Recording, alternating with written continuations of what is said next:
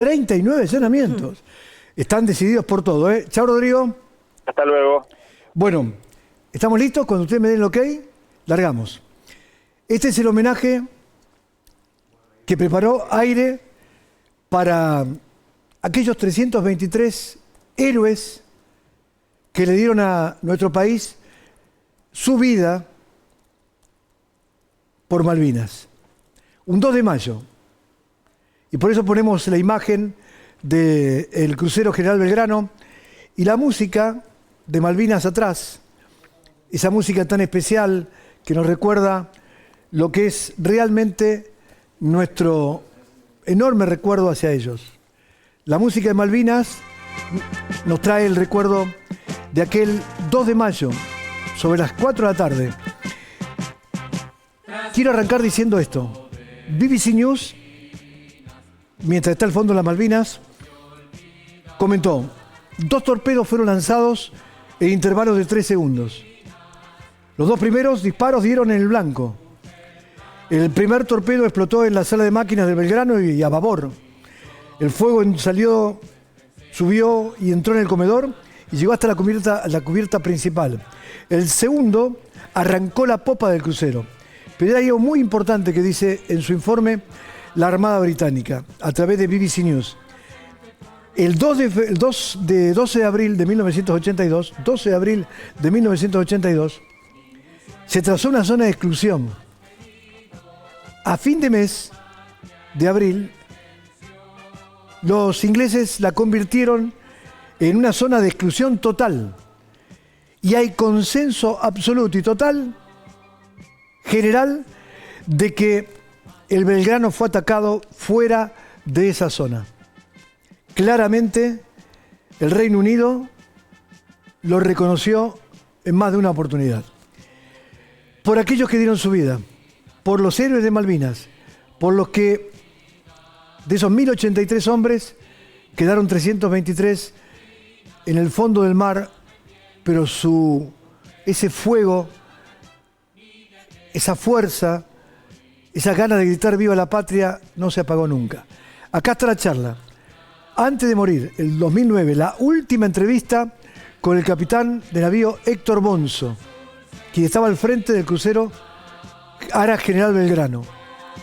De esta forma, con el fondo de imágenes que fuimos armando con Fío Córdoba, con los zócalos ya armados por Luli González, con la edición de Damián Jacob, un trabajo que en el tiempo va a quedar y vamos a repetir.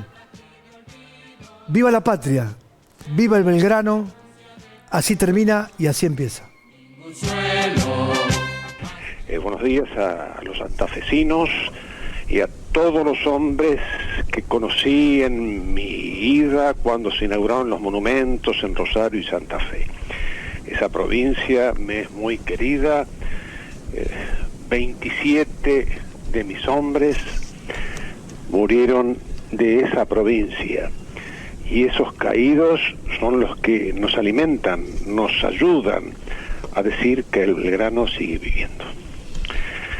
Adelante, señor. Bien, comenzamos con la fuerza de esta nota. 27 santafesinos cayeron en esa triste tardecita, una tarde muy dura, muy difícil. Eran las 16:01. Capitán, nunca está de más repetir algunas cuestiones. ¿Sabe por qué? Yo tengo un programa de historia aquí en el canal de Santa Fe y ya lleva 15 años en el aire. Y siempre descubro que hay adolescentes que llegan a esa etapa de la vida y se van sumando como una nueva audiencia. E insisto en algunos temas para seguir abrevando sobre ellos, insistiendo sobre los mismos, para que tengamos una juventud y una adolescencia que termine por convencerse del valor que tienen nuestras raíces, nuestra idiosincrasia, nuestra forma de ser, para valorar lo que es el argentino. Y yo sé que cuando usted cuenta estas historias, todos los años, quizás a esta altura de la vida, dice, contarlo otra vez, pero ocurre que hay chicos que hace 20 años atrás ni habían nacido, y hoy tienen que saber que hubo un capitán Héctor Bonzo, que hubo 323 chicos que dieron la vida por nosotros, por lo que hoy estamos haciendo y conformando nuestro país. Por eso le pido las disculpas de que si algunas preguntas las tengo que reiterar, son en función de ese tema. Hacia ese punto voy. Por eso, capitán, le insisto, le pido las disculpas si por ahí soy reiterativo, no ahora, sino las preguntas de mucho tiempo, esta parte que le han hecho a usted. No, es fantástico como usted plantea las cosas, puesto que uno de los mayores valores en entregar nosotros es hacerlo a los chicos de las escuelas, a aquellos que no habían nacido, a aquellos que desconocieron esta entrega de vida, esta ofrenda de vida de estos hombres del crucero. Estos chicos tienen que pensar, y toda la gente tiene que pensar, que los hombres que fueron en el crucero, los 1093 que zarpamos el 16 de abril de Puerto Belgrano de 1982, éramos hombres comunes, no éramos elegidos. El destino nos había colocado ahí. Y cuando alguien me pregunta o me dice, qué valientes que fueron sus hombres, el 2 de mayo. No, está equivocado, no fueron valientes el 2 de mayo, en que se hundió el buque. Fueron valientes el 16 de abril, cuando zarpamos de Puerto Belgrano. ¿Por qué es así? Es así porque dejaron atrás sus sentimientos más queridos, su familia, sus esposas, sus hijos, para luchar por la patria. Nada más ni nada menos que eso, luchar por la patria. Cumplir un juramento que habían hecho. Estaban imbuidos de una misión. Había una motivación grande, muy, muy grande, inmensa, que era la soberanía nacional. Y ahí zarpamos y fuimos para el sur, y cada día que pasaba se fue afirmando más ese espíritu de cuerpo, de espíritu de buque. Cada vez se quería más hacer las cosas mejor todavía. Cada vez se cubrían los puestos de combate con mayor velocidad, hasta llegar al día 24, en que tomé el puerto de Ushuaia el 24 de abril, porque necesitaba recargar los tanques de combustible, recargar algo de munición, cambiar alguna munición, cargar víveres. Era mi puerto de reabastecimiento, y porque ya la guerra la consideraba irreversible. ¿Cuándo la consideraba irreversible, capitán? ¿Cómo? ¿Qué día la consideraba irreversible la guerra? El 24. De abril. El 24 de abril. Hasta ese momento había amagos de una posible paz. De tratar de arreglar las cosas. Venía el general Jay a Buenos Aires, viajaba a Londres, volvía, iba, venía. Había declaraciones de políticos, de que las cosas podían mejorarse. ¿Pero qué hubo que usted le dio a entender? ¿Cuál fue el elemento que dijo la guerra? La flota inglesa viniendo hacia el sur. La flota inglesa viniendo hacia el sur y... es decir, cuando los ingleses parten hacia un lugar, parten para hacer... Parten de Londres, sabíamos que los submarinos ya podían estar en camino, el toque en la isla de Ascensión, y lo que no sabíamos era si la flota inglesa, con todos sus buques, 125 buques, se dirigían hacia Georgias o hacia Malvinas. Esa era la duda que teníamos, pero cualquiera fuera el destino, la guerra ya estaba planteada en una forma muy concreta. De manera que la reorganización de mi grupo de tareas, yo estaba solo con mi crucero al norte de Isla de los Estados. Se me asignaron 2 destructores, un buque tanque. Todo eso conformó, digamos, una idea de que ya no podíamos esperar ilusiones y retrotraernos a una zona, a un momento en que se pudiera hablar entre ingleses y argentinos. La gente estaba totalmente compenetrada de su función. a tal punto que la entrada a Ushuaia, por 24 horas nada más, sirvió también, además de la parte logística, para que mis hombres escribieran cartas a sus familias. No podían bajar a tierra, pero había un estafetero que juntaba todo, lo llevaba al correo y demás. Y aquí se produce un hecho realmente dramático. Muchas de esas cartas llegaron a los hogares de los padres, de las esposas, cuando el hombre ya había muerto. Yo tengo en mi poder cartas originales, otras que he leído porque se guardan con un gran celo en los hogares familiares, en donde el hombre le dice, el muchacho de 19, 18 años, o el hombre experimentado de 45, 50, le dice a su esposa o a su padre o a su madre, ustedes cuídense mucho, yo me voy a defender a la patria. Realmente leer esas cartas es como para que los chicos piensen que además de la vida rutinaria existen cosas, existen valores que tienen una magnitud insospechada en momentos en que la motivación pasa a ser prioritaria. La motivación era la defensa de la patria, la bandera, los símbolos patrios, los compatriotas, las familias, los amigos, todos ellos estaban dependiendo de lo que ellos iban a hacer. Capitán, por eso sí, formamos todos una familia a bordo, ¿no? Le quiero hacer preguntas muy concretas. A ver. ¿Cómo hizo el Conqueror para descubrir el Belgrano? Dos preguntas. ¿Por la base naval chilena de Punta Arenas que haya transmitido la posición del crucero al agregado militar británico en Santiago, o que algún espía británico en Ushuaia haya informado la salida del buque el 24 de abril, porque usted me está diciendo esto justamente, e inferido su ruta que hasta entonces era secreta? Bueno, no está comprobado ninguna de las dos cosas.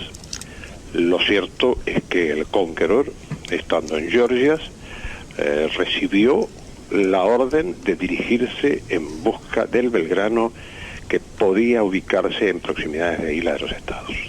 La razón del movimiento, y tendremos que esperar muchos años, tal vez 20, para que el gobierno inglés dé a conocer las razones que motivaron este movimiento. Ahora, ya el 1 de mayo, el Conqueror ya había avistado al crucero Belgrano. Sí. El día anterior. El 17 de abril el Conqueror estaba en Georgias. Navegó a toda velocidad en inmersión, lo cual no es la táctica de los submarinos, sino que esperan en patrulla que pase una flota por delante de sus narices, y navegó hacia el lugar donde yo estaba. Yo estaba haciendo patrulla al norte de la Isla de los Estados, estaba con el buque tanque, y en la noche en la noche del 30 de abril, el Conqueror escuchó por sus sonares de gran poder la presencia de buques en la zona. El día 1 de mayo, mientras yo hacía combustible del buque tanque Puerto Rosales, el Conqueror sacó su periscopio y desde gran distancia pudo observar al crucero. Durante ese día, el crucero recibió la orden de dirigirse hacia el este, en dirección hacia las fuerzas inglesas. El Conqueror me sigue, no, desconociéndonos totalmente nosotros la posición de él. Estaba a gran profundidad. Él tenía en ese momento el doble de velocidad que el crucero, así que esto es un dato que no hay que despreciar. Él podía ir hacia adelante, hacia atrás, jugar un poco con nosotros. Mientras nosotros nos íbamos hacia el este, el Conqueror nos siguió y nosotros cubrimos combate esa noche, esa tarde del 1 de mayo, una noche muy tremenda, tremenda por la naturaleza, porque hay un temporal muy grande. Y el día 2 de mayo, en la madrugada del 2 de mayo, yo recibí orden de retrotraerme hasta una posición más hacia el oeste, en una zona de espera. Cuando estaba llegando a esa zona de espera, fue ahí donde se produjo el torpedeamiento a las 16 horas. Quiero decir algo muy puntual. Parece ser que hay una cuestión muy particular con respecto al día domingo con el crucero General Belgrano, porque muy pocos conocen que el crucero General Belgrano estuvo en Pearl Harbor. El 7 de septiembre de 1941 fue uno de los tantos buques que estaba cuando fue atacado por los japoneses Pearl Harbor, y fue el domingo 19 de agosto de 1945 cuando regresó a su base después de la Segunda Guerra Mundial, y fue el domingo 2 de mayo de 1982 cuando se hundió en aguas del Atlántico Sur. Siempre un domingo. Así es. El 7 de septiembre del 41, el ataque de Pearl Harbor. En el 45, un domingo 2, cuando regresa de la Segunda Guerra Mundial, porque era un crucero norteamericano. Era el Fénix, junto con el Boys, que se transformó. Pues fueron el crucero General Belgrano y el 9 de julio. El 9 de julio fue sacado de servicio unos años antes, y el Belgrano estaba con todo su poder, a tal punto que el año anterior, el 81, había ganado el premio del mejor tiro de combate. De manera que, quisiera transmitirle esa sensación que yo tengo y que tienen todos mis tripulantes, de que el Belgrano no era un buque más, era un buque con alma, era un buque que nos daba muchas satisfacciones. Está hablando de él como que era su hijo, capitán. Lo siente de una manera. Capitán, 16:01 del domingo. A ver si si usted me sigue, está correcto. Sí. El viento soplaba a 120 kilómetros por hora. Así es. Las olas medían 12 metros. Sí, entre 10 y 12. Entre 10 y 12. La temperatura era de 10 grados bajo cero, con menos 20 de térmica. Sí, y la del agua de casi 0 grado. Sí, así Si es. cerramos los ojos, Exactamente. lo sentimos como que estamos ahí en ese lugar. Esa es una de las razones por la cual el torpedamiento se produjo. El primer torpedo pega al buque a las 16:01. Mi orden de abandono, la orden más trágica que puede dar un marino, ¿no es cierto? La orden de abandono la doy recién a las 16:23. Es decir, no fue un sálvese quien pueda cuando el torpedo pegó. Todo este tiempo lo demoré justamente pensando en que mis hombres iban a pasar de un buque que era su hogar a unas pequeñas embarcaciones donde serían azotadas por el viento, la naturaleza, en toda su magnitud, y podían producir grandes desastres. Además, las luces del buque, toda la energía cesó cuando fue el impacto, de manera que había muchos heridos en cubiertas bajas, estaba todo oscuro. ¿Quiere decir que usted, cuando el impacto se produce, tuvo la sensación inmediata de que el buque se hundía? No. A las 16:01, cuando recibimos el torpedo, el buque se inclina a unos 4 grados, y ahí comienza a inclinarse, a seguir inclinándose a 1 grado por minuto. 1 grado por minuto. 1 grado por minuto.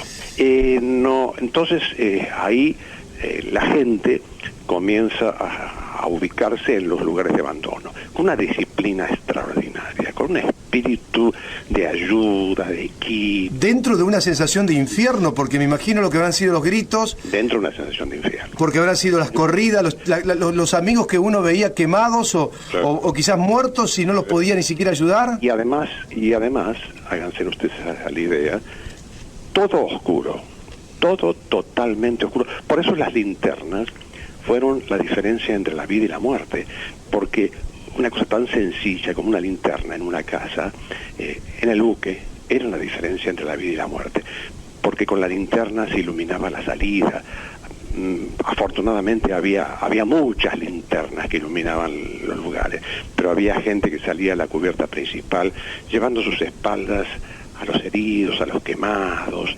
a la gente que casi estaba ya muerta.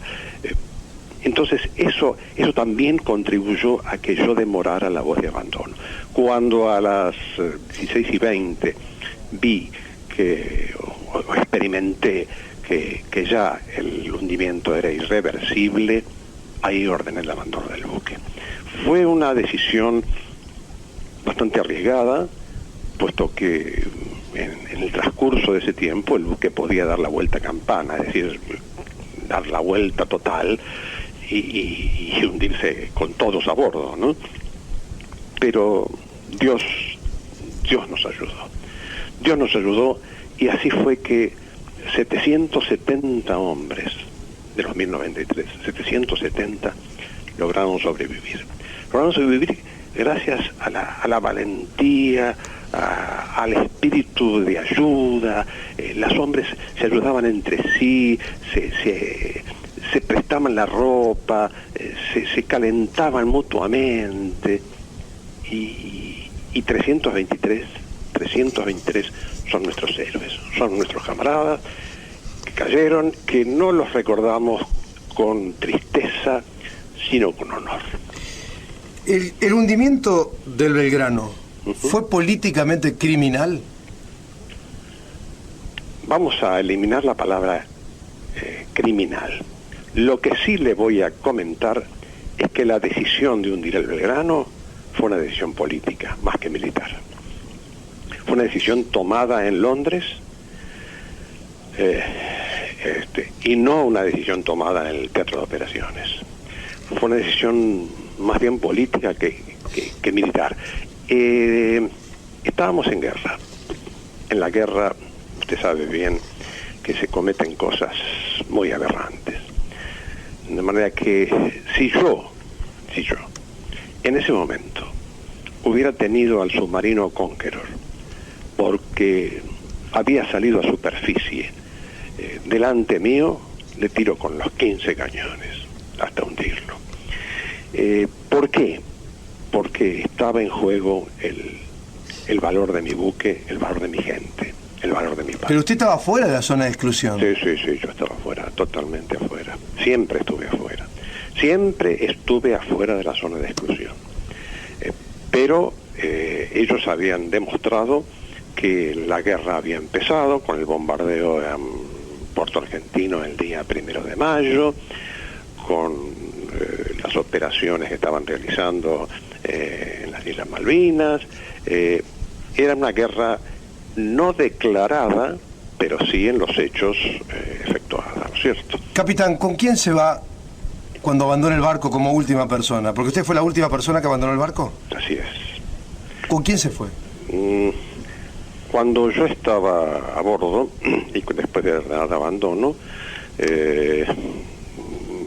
por supuesto por mi responsabilidad como comandante, me quedo a bordo, no por el hecho de hundirme con el buque, aunque morir. ¿Pensó en hundirse con el buque? No pensaba ni hundirme ni no hundirme. El pensar de hundirse es tal vez la solución más fácil, porque, pues claro, uno no tiene que enfrentar la responsabilidad, toda la gente que le pregunta, las investigaciones que se realizan. No. Simplemente fue una reacción que yo le atribuyo a la responsabilidad que yo tenía en ese momento. Entonces estaba a bordo, vi cómo mi gente embarcaba en las balsas, estaba tratando de largar una balsa que había quedado trabada a bordo, y en ese momento escucho una voz detrás mío, en medio del viento, de la noche, del frío, una voz que me grita: "Vamos, señor comandante". Yo creí que era una ilusión, creí que era un fantasma. Imagínense que el buque estaba con prácticamente 35 grados de inclinación, así que prácticamente había que agarrarse para no caerse, ¿no? Estaban las cubiertas llenas de petróleo, en fin, era tremendo el momento. y no, era un suboficial que lo dio a su comandante y dijo, yo me quedo con él. Y él no sabía lo que yo iba a hacer, pero él prefirió quedarse conmigo. Y cuando yo lo quise convencer de que se largara, no aceptó eso. Entonces le dije, Barrio Nuevo, venga conmigo, vamos a esta prueba, vamos a ver si queda alguien que necesita ayuda. Fuimos caminando, agarrándonos como pudimos de los costados, y vimos que ya estaba todo muerto, el buque y los hombres. Todo lo que quedaba con vida no existía, no había vida a bordo. Así fue como Barrio Nuevo, haciendo la señal de la cruz, se largó al agua y lo perdí de vista.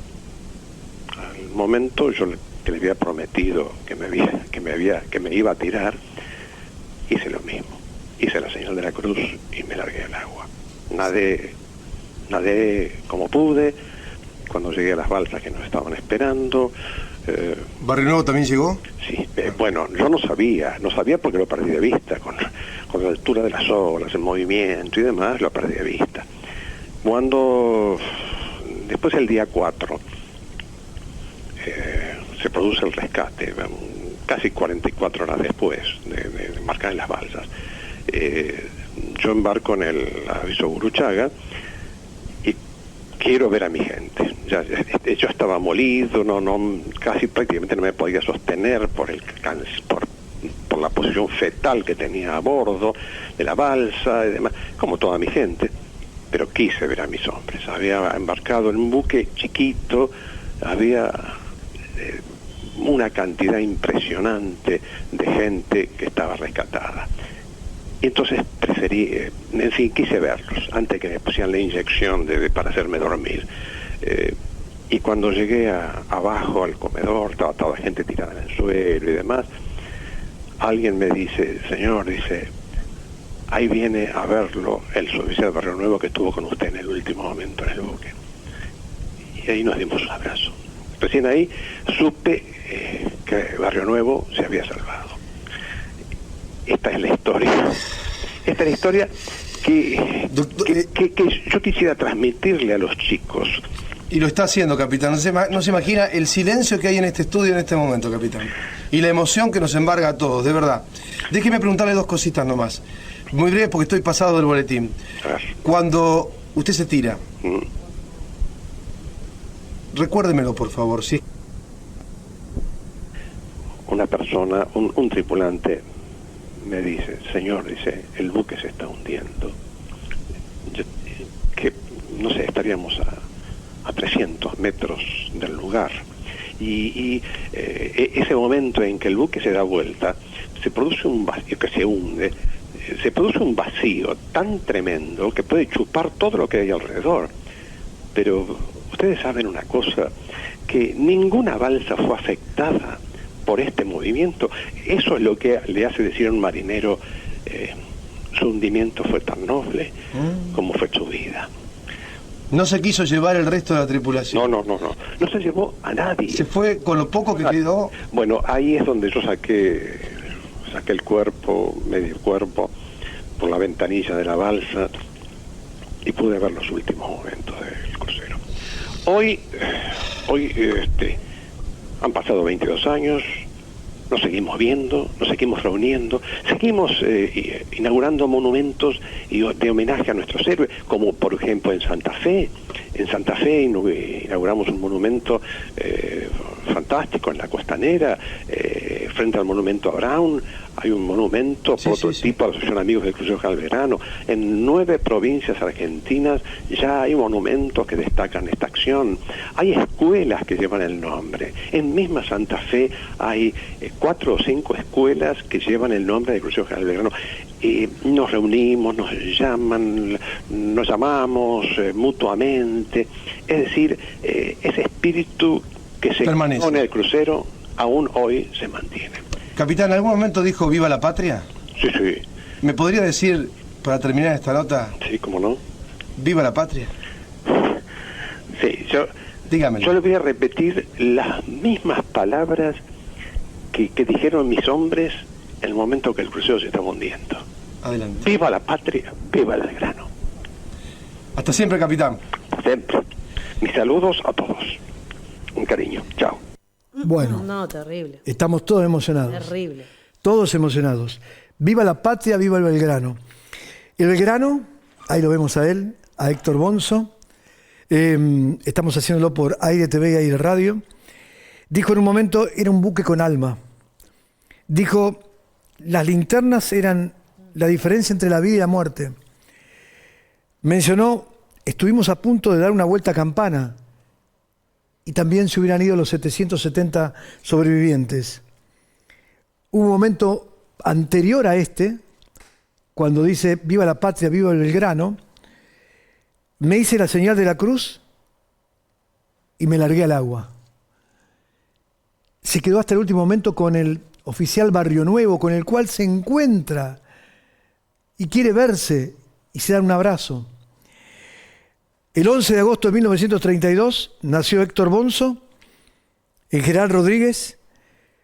Fue un militar de la Armada Argentina que se desempeñó como comandante del crucero Ara General Belgrano, hundido en la Guerra de Malvinas, un 2 de mayo a las 16:01, hasta que a las 16:23 todos tuvieron que abandonar el buque, el crucero.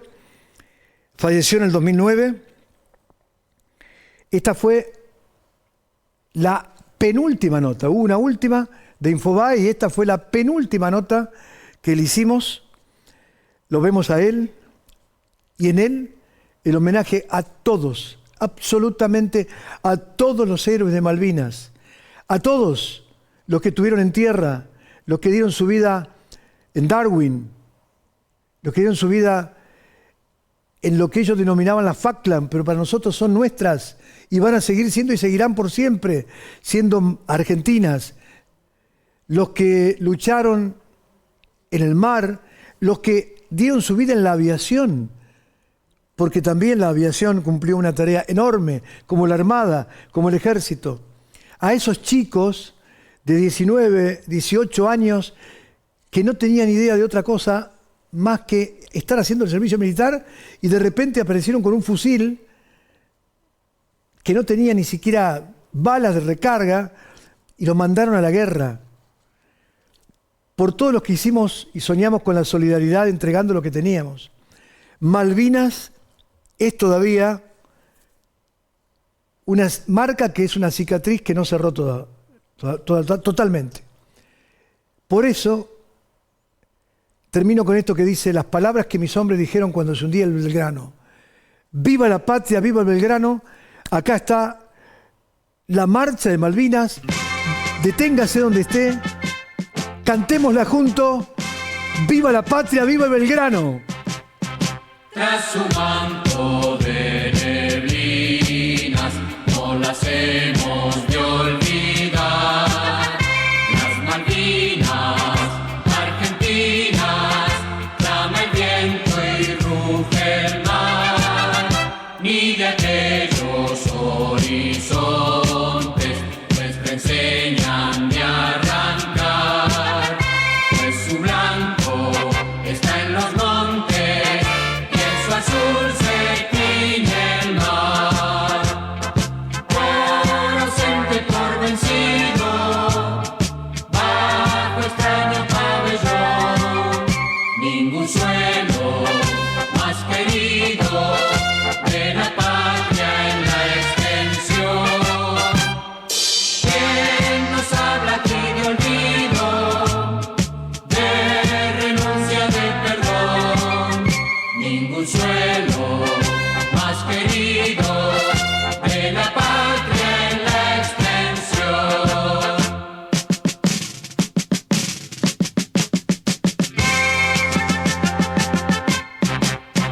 Rompa el manto de neblinas como un sol nuestro ideal. Las Malvinas